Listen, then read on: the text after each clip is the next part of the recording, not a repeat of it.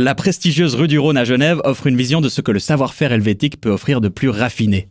Pour satisfaire une clientèle mondaine, les vitrines des grands noms de la joaillerie scintillent des plus belles parures, souvent ornées de saphirs. Mais d'où proviennent ces trésors, on le découvre dans Mon œil. Mon œil, le podcast engagé de Public Eye.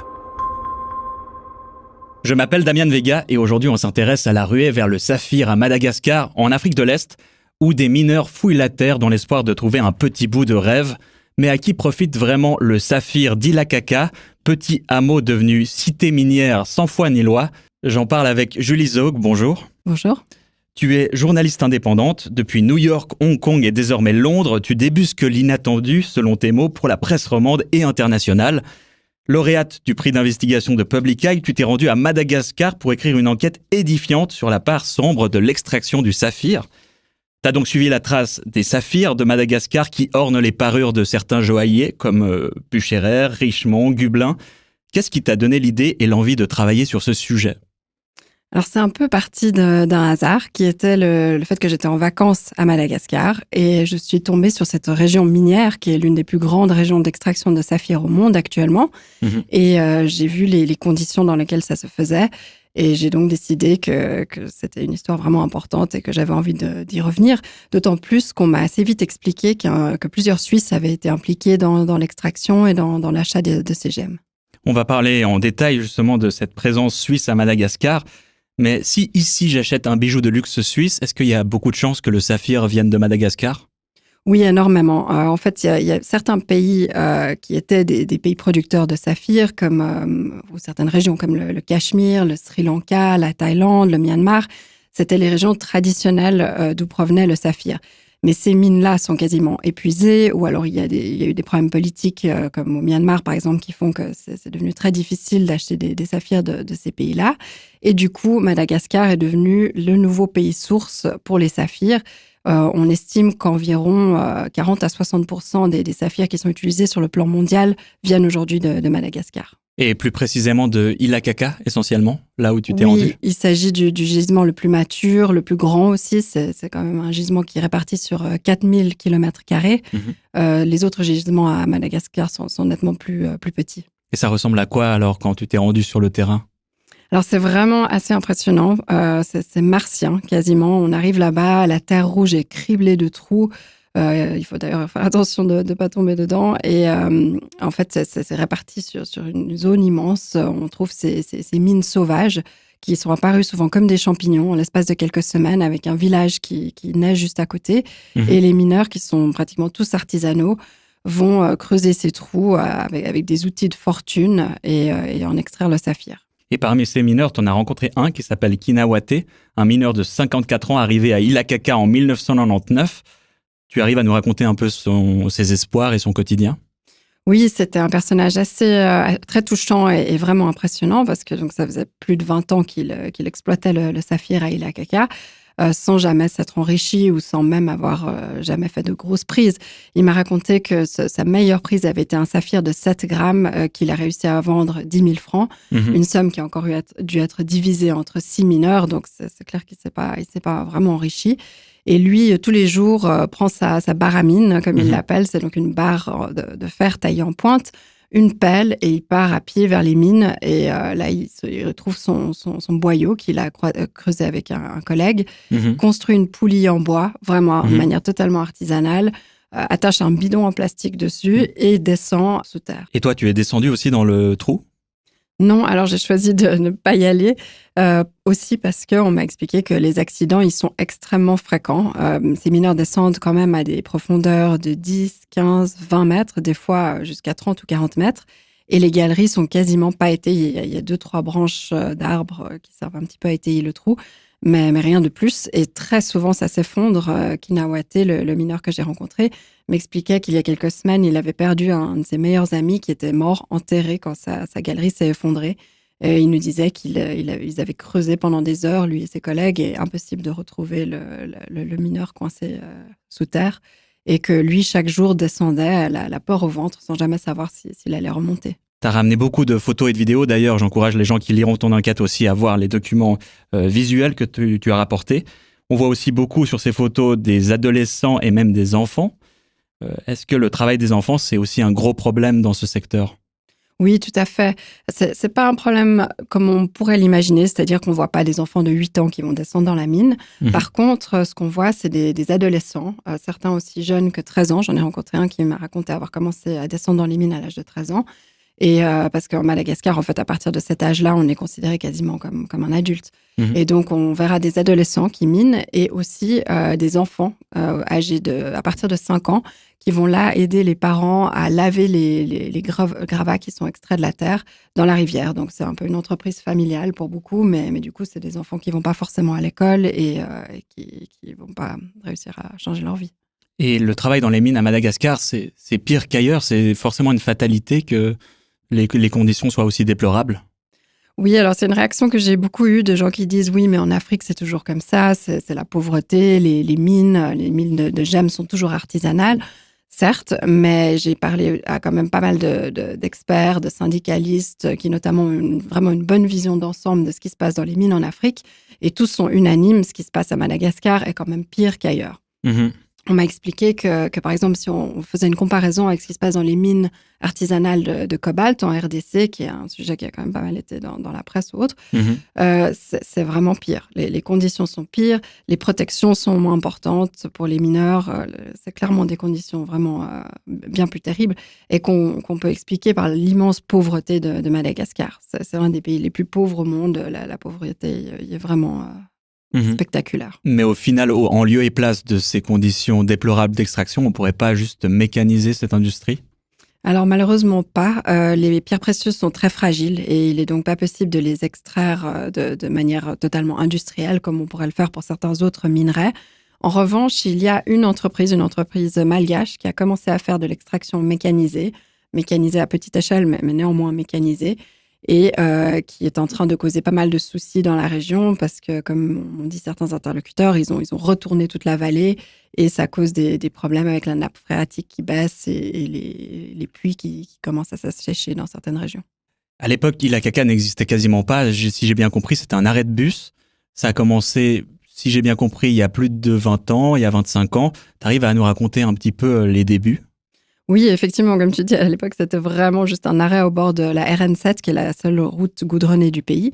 Un petit hameau d'environ 40 habitants. Et aujourd'hui, il y en a 60 000. Et tout ça s'est arrivé vraiment au début du rush minier, donc fin des années 90, tout début des années 2000, où des gens sont venus du pays entier, des gens qui étaient souvent paysans, pêcheurs, qui n'avaient absolument aucune expérience de mine. Certains avaient déjà travaillé dans les mines d'autres pierres précieuses, mais la majorité pas. Ils se sont tous précipités à Ilakaka et la ville a cru de manière incroyable en prenant une ambiance de Far West. On raconte que les gens se baladaient avec des fusils, si on vendait une gemme à bon prix, on risquait de se faire attaquer et tuer. La prostitution, y compris infantile, était très répandue. Les violences, c'était vraiment une ambiance de Far West. Il n'y a pas d'hôpitaux, pas d'école, encore aujourd'hui ? Alors, à l'époque, effectivement, pas d'école, pas d'hôpitaux, des conditions très, très dures, pas vraiment d'eau potable et autres. Aujourd'hui, les infrastructures sont quand même venues un peu parce que la ville est maintenant établie depuis une vingtaine d'années. Donc, il y a aujourd'hui un dispensaire, il y a des écoles, il y a l'électricité 24 heures sur 24 grâce à une ferme solaire. Donc, il y a plus d'infrastructures. Mais par contre, dès qu'on s'éloigne de la RN7 qui traverse la ville, on se retrouve quand même dans une ambiance de bidonville avec des cahutes en tôle, des routes en terre et énormément de pauvreté. Parmi les pionniers du saphir malgache, on l'a évoqué avant, il y a des Suisses qui ont fait fortune en exploitant ce filon. Je te propose de remonter le temps avec un extrait de la radio-télévision alémanique SRF qui date de 2000.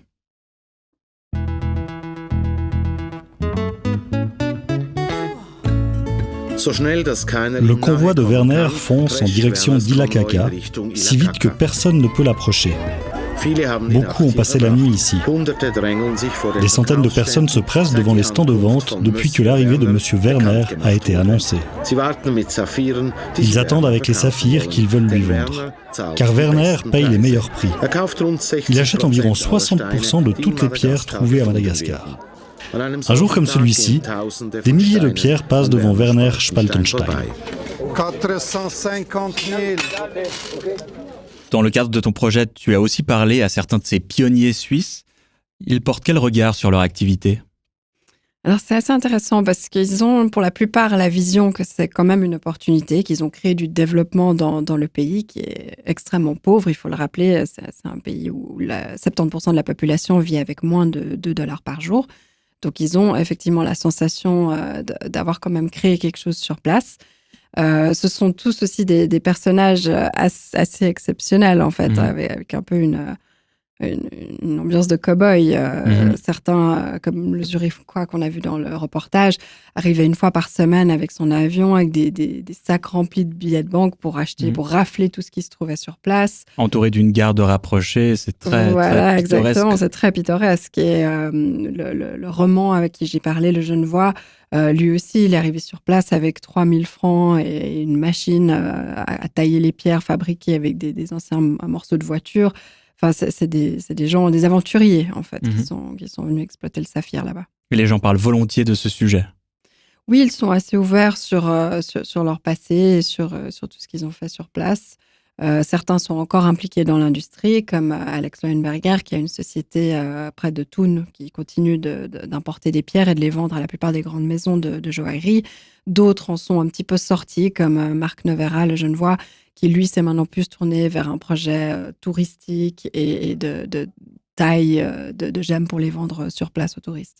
Tu t'es vraiment entretenu avec une grande variété d'acteurs et d'actrices. C'était important pour toi, cette pluralité de témoignages ? Oui, c'était extrêmement important parce que, comme tous ces sujets, c'est jamais noir ou blanc, c'est plutôt dans les nuances de gris. Et je trouvais extrêmement important de parler à la fois aux mineurs, à la fois aux acheteurs de pierres, aux marques qui sont au bout de la chaîne, essayer de comprendre en fait les motivations de tous ces acteurs différents et les réalités de tous ces acteurs différents. Et ça existe effectivement des mineurs qui font fortune avec le saphir ? Très peu, très peu. Il y a quelques histoires d'un mineur ici ou là qui aurait vraiment trouvé la grosse pierre, qu'il aurait pu vendre cher et ensuite se faire de l'argent et qui serait parti très rapidement pour pas se faire dévaliser. Par contre, l'immense majorité des mineurs ne font pas du tout fortune. En fait, ils vivotent, ils arrivent à peine à survivre, comme Kinawate que j'ai rencontré, qui certains jours arrivent à peine à manger. Et combien ils gagnent, les mineurs de saphir ? Alors, il y a différents modèles. Certains vont être indépendants, comme Kinawate, c'est-à-dire qu'ils vont vendre eux-mêmes les gemmes qu'ils collectent. Le problème avec ce modèle-là, c'est qu'ils sont souvent sous-payés pour les gemmes qu'ils vendent.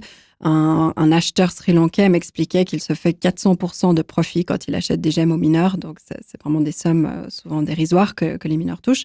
Un second modèle, c'est de s'associer à un patron qui va donc rémunérer les mineurs sous la forme de sacs de riz, de pétrole et d'autres biens physiques, et qui va ensuite prendre 50% de la valeur de la gemme. Donc là, de nouveau, il ne reste pas grand-chose. Et le troisième modèle, ce sont des mineurs salariés et qui vont gagner environ 2 francs suisses par jour. Et en l'occurrence, est-ce qu'ils savent que ces saphirs vont se retrouver dans les vitrines de la rue du Rhône à Genève, par exemple ? Non, et ça, c'est d'ailleurs un des points qui m'a le plus impressionné pendant ce reportage. J'ai posé la question à tous les mineurs que j'ai interviewés. Est-ce que vous savez à quoi servent ces saphirs ? Et à part un qui m'a dit à faire des bijoux, tous les autres n'avaient aucune idée. Alors ça allait de « j'ai aucune idée, je sais pas » à des propositions complètement fantaisisont comme ça sert à faire des balles de pistolet, ça sert à équiper les fenêtres des fusées. Enfin, on sent qu'en fait, ils n'ont aucune idée. Et si on s'intéresse ensuite au parcours de ces pierres, une fois sorties de la mine, elles deviennent quoi ? C'est quoi les différentes étapes ? Alors, quand les pierres quittent Madagascar, elles sont en général exportées vers le Sri Lanka, où elles vont être taillées et des fois chauffées, ce qui permet d'améliorer la couleur et la clarté de la pierre. Elles vont ensuite être exportées vers la Thaïlande, et notamment Bangkok, qui est devenue une plaque tournante pour les gemmes de couleur. Et depuis Bangkok, ce sont encore d'autres intermédiaires qui vont les racheter et qui vont finir par les vendre à des marchands de gemmes qui se trouvent dans les destinations finales de ces pierres. Et Genève a un rôle aussi dans cette industrie mondialisée du saphir ? Oui, tout à fait. Genève joue un rôle très important. En fait, depuis après la Deuxième Guerre mondiale, Genève est devenue un centre de négoce pour les pierres précieuses, avec une trentaine de marchands de gemmes qui sont installés à Genève. On y trouve aussi évidemment toutes les grandes maisons de joaillerie, d'horlogerie et les maisons de vente aux enchères comme Sotheby's et Christie's. Donc c'est vraiment une plaque tournante sur le plan mondial pour le marché des gemmes de couleur. Donc ça n'a pas l'air d'enrichir les mineurs, mais est-ce que ça a enrichi au moins Madagascar ? Alors, Madagascar non plus, parce qu'une immense majorité de ces gemmes est exportée illégalement, donc n'entre pas dans les statistiques officielles de l'État et n'est aussi donc pas taxée par l'État malgache. Donc, ça ne bénéficie en fait pas du tout à l'État malgache. Si on regarde les chiffres officiels des exportations de saphirs depuis Madagascar, les sommes sont totalement dérisoires. En 2022, c'était à peu près $60,000 d'exportation, alors qu'on estime que ce serait en fait plutôt 150 millions. Et si j'ai bien compris, il faut passer par des voies un peu informelles, par de la corruption, des pots de vin pour faire passer son saphir hors de Madagascar. Oui, ça, c'est pas unique à l'industrie du saphir. Madagascar est un pays très corrompu. Il est quasiment impossible de vraiment y faire des affaires, en tout cas pas sans verser des pots de vin. Dans le cas des saphirs, le gouvernement a en plus interdit l'exportation de pierres précieuses durant plusieurs périodes, entre 2008 et 2010, entre 2020 et 2022, ce qui fait que vraiment la seule manière de sortir des gemmes du pays, c'était de passer par des voies détournées, des voies illégales. Et tu l'as dit avant, Madagascar est un pays plutôt pauvre. L'essentiel de la population vit avec moins de $2 par jour, en dépit de toutes ces richesses. Donc, est-ce qu'on peut parler de malédiction des ressources finalement ? Oui, tout à fait. Madagascar rentre extrêmement bien dans ce cadre de pays qui ont souffert d'une malédiction des ressources. Ils ont tout, en fait, pour être riches. Un sous-sol extrêmement riche. Il y a pas seulement des saphirs, il y a aussi des rubis, il y a toutes sortes d'autres pierres semi-précieuses. Il y a aussi des hydrocarbures, il y a plein de choses, en fait, dans le sous-sol malgache. Et le pays n'en profite absolument pas. Et est-ce que les médias ou les responsables politiques malgaches parlent aussi de ces problématiques ? Alors, ce qui se passe, notamment au niveau des médias, c'est que la liberté de la presse à Madagascar est vraiment en danger. C'est très difficile pour les journalistes malgaches de faire de grandes enquêtes sur des sujets comme ça. Donc, oui, ils en parlent. Il y a certaines choses qui sortent, mais c'est un pays extrêmement corrompu avec très peu de liberté d'expression, de liberté de la presse. Et ton feeling au sein de la population, comment les gens perçoivent cette industrie-là ? Alors, il y a évidemment une part de percevoir ça comme une opportunité, parce que quand même, c'est quelque chose qui permet de générer un revenu, c'est quelque chose qui permet de fournir du travail, notamment dans une région, la région d'Ilakaka, qui est extrêmement désertique, où il y a vraiment rien d'autre à faire, et pas d'autre industrie, rien d'autre. Donc, il y a effectivement une part de oui, ça génère de l'opportunité, mais aussi beaucoup d'amertume. Les mineurs à qui j'ai parlé n'étaient pas enthousiastes face à cette industrie. Ils disaient tous que c'était en gros une sorte d'arnaque. Ils étaient venus là en pensant devenir riches. Ils n'étaient pas devenus riches et désormais, ils étaient pris au piège. Certains n'ont même pas l'argent pour se payer le billet du retour dans leur village d'origine. Donc, je pense que c'est une perception un peu mélangée, en fait. Si on revient en Suisse, je crois que tu as aussi interrogé ces acteurs-là, ceux qui vendent ces bijoux. C'est quoi leur réaction vis-à-vis de ces conditions-là ? Comment est-ce qu'il y a un devoir de diligence qui est mis en place dans l'industrie ? Alors, je pense que l'industrie est relativement consciente de ce qui se passe. D'ailleurs, les marques à qui j'ai parlé, pour certaines, ont reconnu qu'il y avait effectivement des problèmes dans leur filière d'approvisionnement. Mais la plupart se réfèrent à leur procédure, code de conduite interne, rapport de durabilité, etc., en disant qu'ils ont établi des labels et qu'ils obligent leurs fournisseurs à respecter les conditions figurant dans ces labels. Le problème, c'est que, comme toujours avec ce genre de label, personne ne va vérifier ce qui se passe sur le terrain. Plusieurs marques m'ont aussi mentionné être membres du Responsible Jewelry Council, qui est en fait une organisation qui se charge justement de vérifier que les conditions d'extraction et autres sont éthiques et environnementalement saines. Mais de nouveau, personne ne va voir ce qui se passe sur le terrain parce que tous les membres du RJC, du Responsible Jewelry Council, sont des gens qui se trouvent plus loin dans la chaîne, des gens qui achètent les gemmes, mais ce ne sont pas ceux qui minent les gemmes. Et du coup, personne ne va voir vraiment ce qui se passe sur le terrain. Et en soi, on est toujours dans le registre de mesures et initiatives volontaires. Tu penses qu'elles sont crédibles ? Non, absolument pas. Et d'ailleurs, ce que j'ai vu sur place à Madagascar le confirme. Si vraiment tout ce qui figure dans ces codes de conduite interne était respecté, ce serait tout simplement impossible pour ces marques d'acheter des saphirs de Madagascar, car ça contredit toutes leurs procédures internes. Et aujourd'hui, si on veut quand même s'offrir je sais pas, une belle bague ornée d'un saphir, est-ce que c'est possible d'avoir un saphir dont on peut garantir la traçabilité et qui soit extrait dans des conditions respectueuses des droits humains et de l'environnement ? Alors la traçabilité, oui, parce qu'il y a toutes sortes de systèmes qui sont en place aujourd'hui, notamment les 2 plus grands laboratoires au monde qui se chargent d'établir des sortes de documents d'identité pour chaque gemme, se trouvent en Suisse. Donc la traçabilité, elle est là. Le problème, c'est évidemment les conditions dans lesquelles la pierre a été extraite. Et on pourrait dire, alors il faut peut-être prendre des saphirs du Sri Lanka ou du Cachemire, c'est quasiment épuisé, mais de Thaïlande ou du Myanmar, mais les conditions ne sont pas non plus super dans ces pays-là. Pour conduire cette enquête, tu as été lauréate du prix d'investigation de Public Eye, un prix qui est destiné à soutenir financièrement les enquêtes indépendantes. Est-ce que tu penses que ce type de soutien t'a aidé justement dans la réalisation ? Oui, tout à fait. Ce type de soutien est complètement crucial pour effectuer une enquête comme ça. Surtout au vu de la situation de la presse aujourd'hui en Suisse, qui ne peut vraiment plus financer ce genre d'enquête. Sans ce type de prix, il ne serait tout simplement pas imaginable d'aller passer une semaine sur place, de passer des mois à enquêter sur un sujet comme ça, de prendre le temps de l'écrire bien. Ça ne serait pas possible. Et au cours de ta carrière, tu as beaucoup voyagé, tu as fait beaucoup d'enquêtes de terrain. Est-ce que tu as une prochaine enquête sur le feu dans l'année à venir, par exemple ? Alors, je suis aujourd'hui basée au Royaume-Uni, donc je m'attelle à explorer ce pays-là dans toute sa diversité. Et il y a aussi des fois des choses assez inquiétantes qui se passent dans certaines des zones un petit peu oubliées, dans les recoins oubliés du Royaume-Uni. Alors, peut-être l'occasion d'un futur épisode de podcast. Merci beaucoup, Julie Zog, d'être venue. Merci. Et merci à vous pour votre écoute. L'enquête dont on a parlé se trouve en description de cet épisode. Comme d'habitude, si vous avez apprécié, likez, partagez, abonnez-vous. C'était Mon œil, le podcast engagé de Public Eye qui regarde là où les multinationales voudraient qu'on détourne le regard. À bientôt. Mon œil, le podcast engagé de Public Eye.